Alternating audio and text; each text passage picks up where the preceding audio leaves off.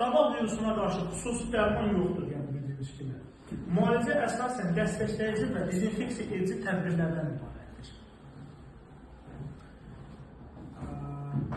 Daba virusuna qarşı xüsusi dərman yoxdur, müalicəsində dəstəkləyici və dezinfeksiya edici tədbirlər ibarətdir. Ağız aftaları, kalyum, deməli, dermangenat və ya bol turşusu məhlullə yuyulur.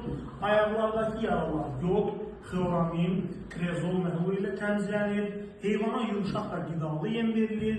İkincili infeksiyaların qarşısı üçün antibiotiklər tətbiq olunur. Yəni bu ümumi olaraq daba xəstəliyi yoluxmuş heyvanın müalicəsinə nəzərdə tutulmuş sistemdir.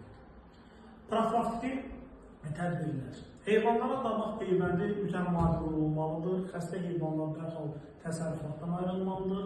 Fermada avadanlıqlar dezinfeksiya olunmalıdır.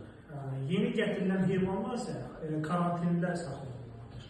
Ümumi olaraq 14 gün. Nəticə, daba xəstəliyi çox təhlükəli və tez yayılan bir virus xəstəliyidir. Bu xəstəliyin qarşısını almağın ən əsas yolu vaxtında profilaktiki tədbirlərin görülməsi və peyvəndlənmənin aparılmasıdır.